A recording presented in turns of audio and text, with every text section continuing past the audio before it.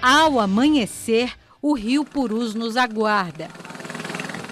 Florestas e praias, botos e aves acompanham a jornada até a comunidade Nova Vista, na reserva extrativista de Canutama, endereço de uma Amazônia ainda íntegra e de 40 pessoas. A gente vai para o trabalho feliz, de chegar lá, já está aquele produto lá, né, debaixo das árvores, que a natureza dá de graça, né?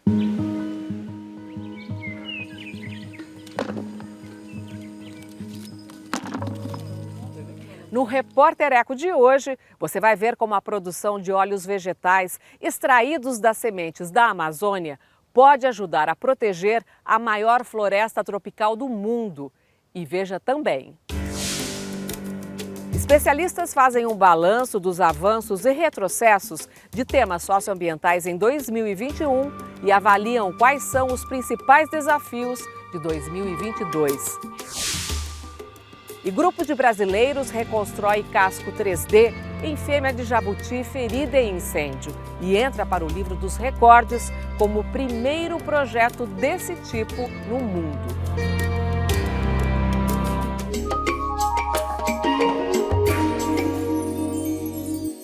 Aquecimento global, desmatamentos, biomas ameaçados, crise hídrica e invasão de terras indígenas pelo garimpo ilegal são alguns dos impactos socioambientais que marcaram o ano de 2021. Especialistas fazem um balanço do ano e previsões para 2022.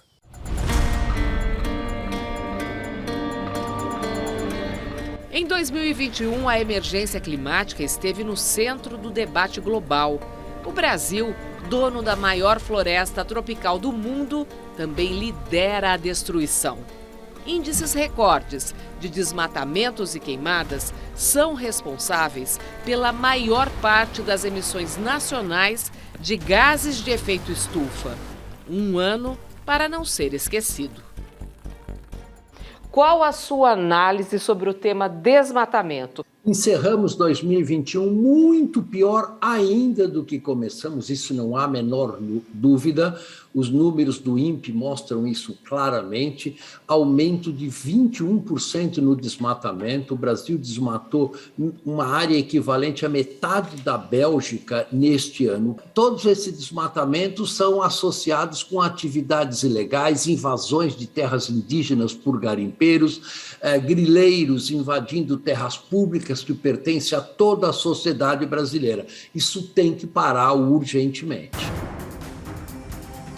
O físico Paulo Artacho, integrante do painel da ONU sobre o clima, alerta que a derrubada da floresta amazônica mexe profundamente com o regime de chuvas no país.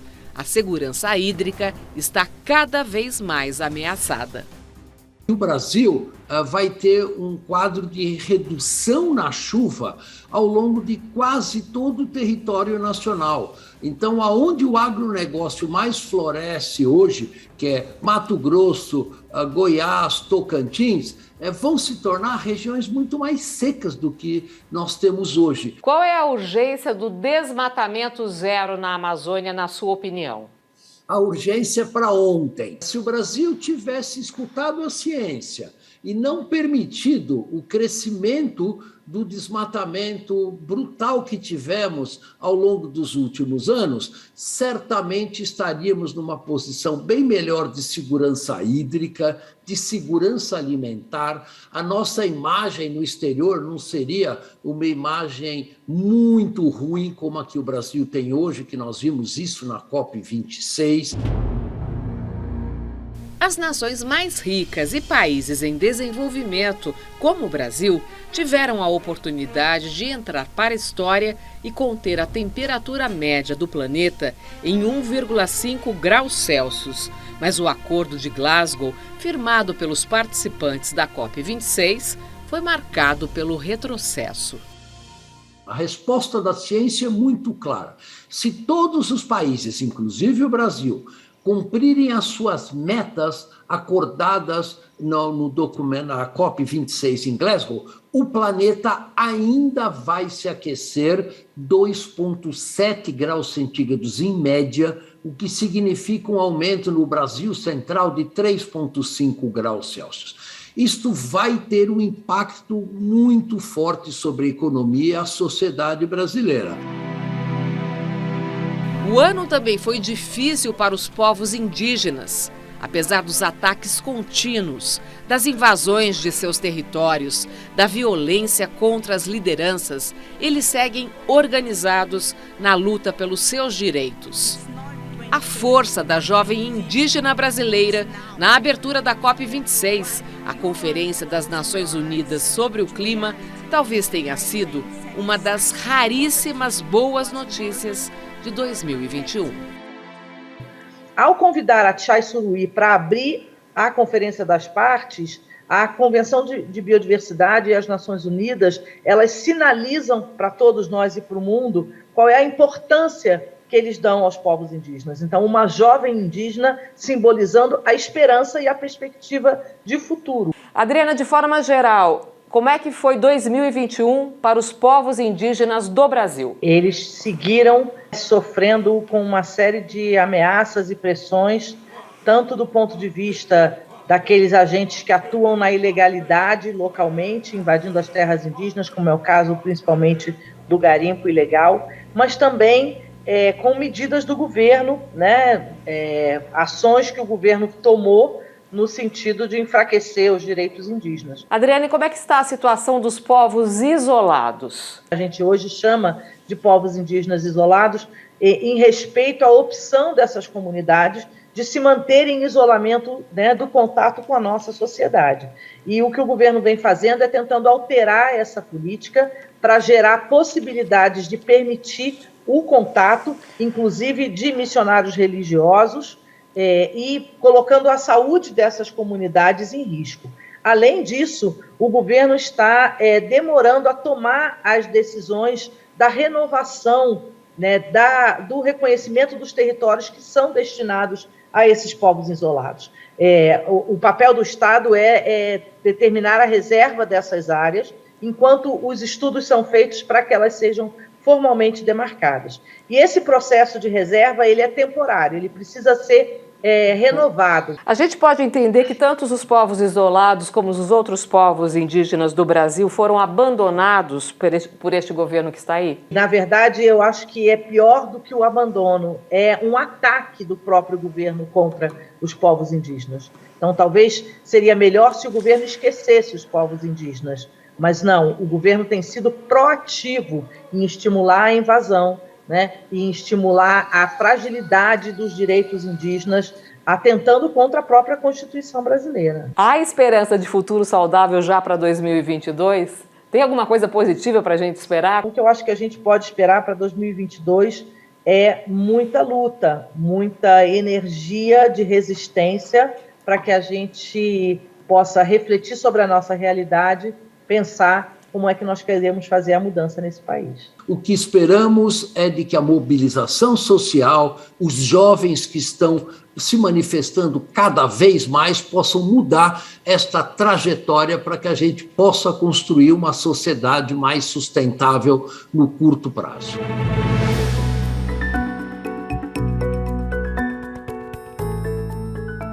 Agora, vamos às notícias da área socioambiental que tiveram destaque nesta semana. Em julgamento no plenário virtual, os ministros do Supremo Tribunal Federal declaram por unanimidade que é inconstitucional a resolução do CONAMA, Conselho Nacional do Meio Ambiente, que revogou em 2020 a proteção dos manguezais. A decisão do Supremo anula a medida tomada na época do ex-ministro Ricardo Salles e restaura a proteção não só dos mangues, mas também de dunas e áreas de restinga. Após forte pressão, foi retirado da pauta da Câmara dos Deputados em Brasília projeto de lei de autoria do deputado do PP, Nilson Steinzeck, que previa a legalização da caça esportiva no Brasil. Mais de 1 milhão de pessoas assinaram o documento encaminhado à Câmara contra a caça de animais. O desmatamento na Amazônia diminuiu quase 20% em novembro, comparado ao mesmo mês de 2020, segundo o sistema DETER. Mas a destruição da floresta em 2021 está bem acima da média. Os 8.000 quilômetros de área desmatada são o terceiro pior resultado da história, atrás apenas de 2019 e 2020. E aguarde, porque você vai ver logo mais aqui no Repórter Eco. Uma equipe de brasileiros entra para o livro dos recordes ao reconstruir e implantar um casco 3D em uma fêmea de jabuti ferida em incêndio.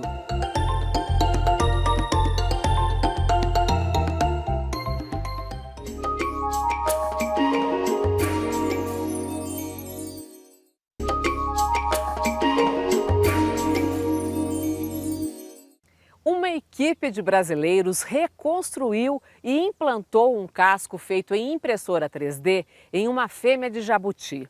Ela recebeu a prótese após ser resgatada em um incêndio na região de Cerrado, em Brasília.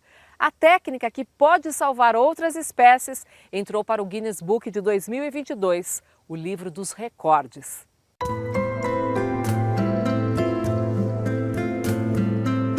Quem vê a Fred caminhando com essa tranquilidade não percebe que nesta imagem ela carrega uma prótese no lugar do casco natural. A pintura, feita por um artista plástico, disfarçou o material sintético. A jabuti ou jabota teve a maior parte do casco destruída durante um incêndio florestal em Brasília. Indefesa e desprovida da proteção natural, ela ficou vulnerável a predadores, espinhos e à luz do sol. Por sorte, a Fred foi resgatada com vida na beira de uma rodovia. Logo que recebemos, a gente percebeu que a alteração era muito severa, inclusive a gente chegou a cogitar uma possível eutanásia, mas logo que administramos as primeiras medicações, a gente reparou que o animal reagiu muito bem, que ele nos surpreendeu nesse sentido. Mesmo assim, ela ficou cerca de 45 dias sem se alimentar espontaneamente, e a queimadura foi tão severa que ela perdeu cerca de 85% do casco, que tem uma função extremamente importante na vida dela, de proteção, de camuflagem, de termorregulação. A jabuti conquistou uma equipe de vários profissionais que decidiu reconstruir o casco. A prótese foi confeccionada em uma impressora 3D. As fotos do casco de um outro animal saudável serviram de referência para o projeto pioneiro.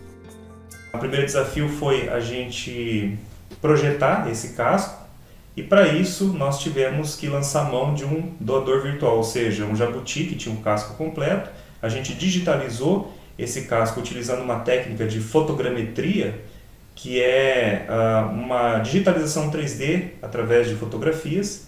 E muita gente imagina que os cascos são todos iguais dos jabutis, mas tem diferenças significativas. E a gente atestou isso no momento que nós tivemos que fazer algumas adequações desse casco do doador virtual à estrutura da Fred. O principal desafio, como qualquer inovação, é a gente não ter uma referência. Então, nós não tínhamos materiais de estudo, artigo científico, né, ou casos prévios que pudessem apontar sucesso ou insucesso. Então, assumir a responsabilidade na vida do animal sem toda essa referência, eu acho que foi um grande desafio do ponto de vista veterinário.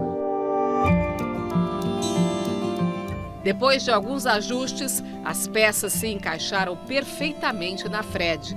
O resultado de tanta dedicação foi a primeira prótese de casco de jabuti com a tecnologia 3D em todo o mundo. A gente percebeu que a prótese ficou tão bem encaixada no animal que não foi necessário nenhum tipo de fixação por parafuso, não se tornou nenhum procedimento invasivo, não causou nenhuma lesão a mais no animal. O projeto foi bem sucedido. Ela, até quando colocaram o casco, uma das primeiras coisas que ela fez foi se esconder, então isso denotou bastante sucesso. E é claro, os integrantes ficaram muito contentes por todos os desafios que foram superados, por ajudar a Fred. E claro, veio o bônus final, não esperado, de explodir a nível mundial. O trabalho inovador da equipe de profissionais brasileiros foi parar na edição de 2022 do Livro Mundial dos Recordes, o Guinness Book, lançada recentemente. A ideia é que a técnica da impressão 3D possa salvar outras espécies animais. Isso se tornou, acho que, imensurável. A partir dessa técnica desenvolvida, isso passou a ser replicado para várias outras situações, por exemplo, prótese de bico em aves, prótese de patas, uma gama de materiais vem surgindo, então impressão em metal, impressão em polímeros, impressão em até materiais que são condutores elétricos, isolantes, né? E isso faz com que a flexibilidade da técnica se adeque individualmente a muitos animais. E o mais interessante, né, é uma técnica livre de direitos, de royalties, coisas assim, então ela pode ser aplicada no mundo inteiro. Quem pensa que a história da Fred termina aqui, se engana. Hoje, a jabuti não depende mais da prótese. Cerca de 3 anos e meio depois da utilização, com a utilização da prótese, a gente percebeu que aquela região ali abaixo da prótese já estava tão bem cicatrizada que já tinha um tecido semelhante ao tecido do casco original, né, do casco natural. Então hoje, a Fred, após 6 anos de utilização, 6 anos da lesão, na verdade, ela não usa mais a prótese, não teve mais essa necessidade, e isso foi mais um marco na medicina de animais selvagens, e nesse caso, porque nós não esperávamos que isso fosse acontecer. Às vezes, todo o conhecimento não é capaz de mostrar a beleza da natureza, a beleza da biologia, a beleza desse mundo que a gente vive. Então, ela trouxe para a gente uma lição técnica sobre fisiologia de regeneração óssea, e, acima de tudo, ela trouxe para a gente uma humildade, né, em aprender com os bichos. Isso tem sido fantástico. E veja a seguir, aqui no Repórter Eco. Saiba como a produção de óleos vegetais extraídos das sementes da Amazônia pode ajudar a preservar a maior floresta tropical do mundo.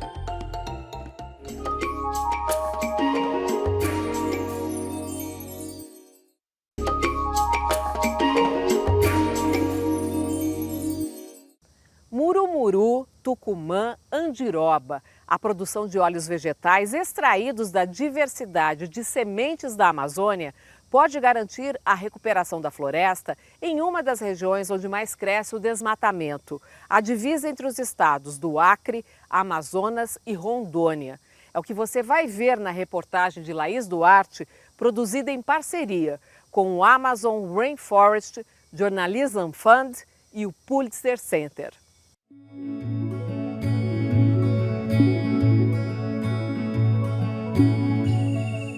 Floresta, ela é bem mãe, porque minha família viveu disso, né? Então a gente sempre dependeu da floresta para viver. Mãe que acolhe, alimenta. Bom, né? Da natureza é isso, né? Você vai só colher o que tem, entendendo? Sem pagar nada, né? É coisa, obra de Deus, né? É coisa muito maravilhosa, né? Um tesouro natural de valor incalculável, ao mesmo tempo imenso e frágil. Os indígenas, né, eles querem sempre a floresta de pé, né? Porque a riqueza para os indígenas tá ali no meio da floresta mesmo. Os povos que há séculos fazem da floresta morada, fazem-se floresta também.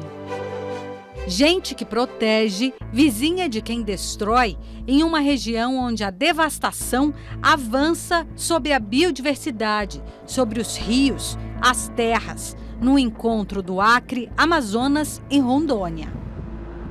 Nossa equipe saiu de Porto Velho, em Rondônia. Cruzamos o Rio Madeira, belo e farto, de peixes e de garimpo. Ali, lavouras fatiam e engolem a floresta. Em alguns trechos, só o que sobrou de natureza está na placa de sinalização. Percorremos 200 quilômetros pela BR-319 até o Maitá, no Amazonas. No caminho, chamas ardendo sobre a vegetação, mata convertida em pastagem, verde convertido em marrom, árvores convertidas em toras. De lá, chão batido e poeira pela Transamazônica, rodovia que cruzaria o país de leste a oeste, construída no final da década de 1960 pela ditadura militar. Pontes, balsa, até chegar em Lábrea. 400 quilômetros e muitos pássaros depois. Ao amanhecer, o rio Purus nos aguarda.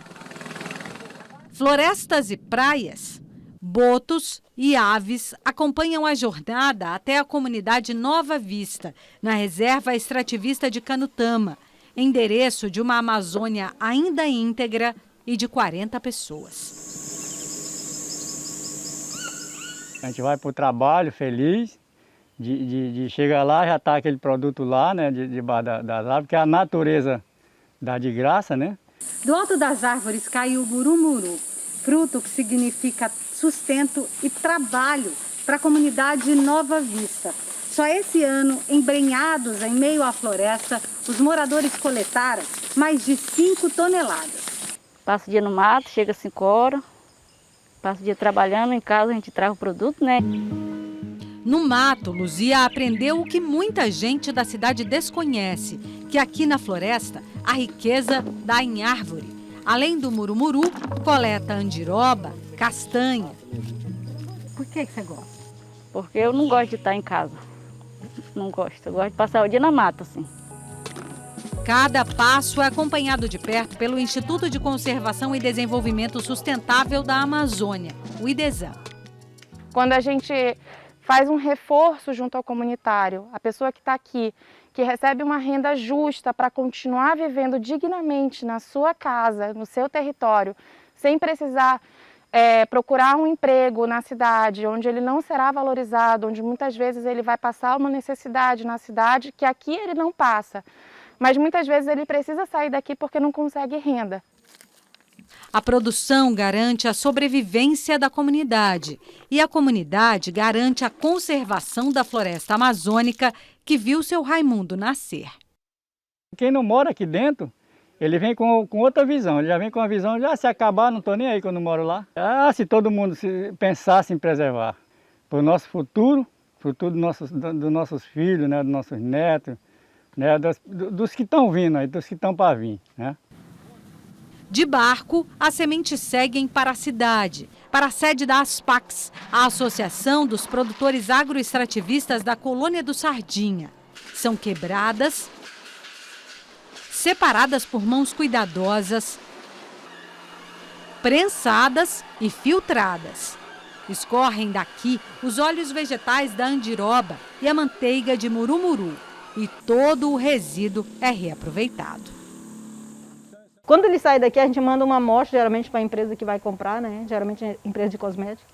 E eles fazem análise de laboratório para ver a qualidade, se realmente vai servir para o que eles querem, né? Nosso produto nunca voltou. E a gente só tem elogios, né? As pessoas só elogiam. Quando se dá os frutos da floresta a seu devido valor, nada é desperdiçado. O tucumã é a prova disso. A iguaria, típica da região, chegou à cadeia produtiva da associação há 3 anos. Toneladas do caroço, que antes iam para o lixo em restaurantes e lanchonetes, agora são secas em estufas como essa, por 15 dias, para depois sair da Amazônia e ganhar o mundo. As sementes processadas dão origem à manteiga de Tucumã. Tucumã, R$ 43 o quilo. O murumuru também está 43. E andiroba, no passado, a gente vendeu a 32 o quilo. Pelas mãos dos associados, os óleos da Amazônia chegam ao Brasil e ao exterior. A gente saber que um óleo natural, né, está saindo para o mundo inteiro, né, isso aí para a gente é ótimo. Só em 2020, saíram das PACs mais de 5 toneladas de manteiga de murumuru, 4,5 toneladas de óleo de andiroba, quase 8 toneladas da manteiga de Tucumã e 20 toneladas de óleo de copaíba. Nós conseguimos contratos para o óleo da copaíba e a gente trabalha principalmente as comunidades indígenas. Quem tira mesmo o óleo conhece a árvore que tem, através do conhecimento mesmo, né? Dá umas batidas e sabe se tem óleo ou não. Se tiver seca, eles nem furam, que não é para comprometer a árvore, né? Que aquela árvore mais antiga ali, ela serve para a reprodução das sementes. É a reprodução ancestral dos saberes dos povos da floresta. Quando há esse reforço da manutenção da floresta em pé e você ainda tira um produto de um comércio justo do início ao fim, você garante que a longo prazo mais pessoas consigam acessar aquilo e a gente tenha a floresta cada dia mais forte. Ainda há gente com a justa ambição de viver para preservar e que opera há séculos o milagre amazônico de manter a floresta em pé. Eles são os guardiões da floresta, eles mesmos são os guardiões. Amazônias querem tomar a Amazônia, querem mandar na Amazônia, não vamos deixar. Amazônias querem tomar a Amazônia, querem mandar na Amazônia, não vamos deixar. E o Repórter Eco de hoje fica por aqui. A gente se encontra no próximo programa, com mais projetos, ações e pesquisas por um mundo melhor e mais digno para todas as formas de vida. Até lá!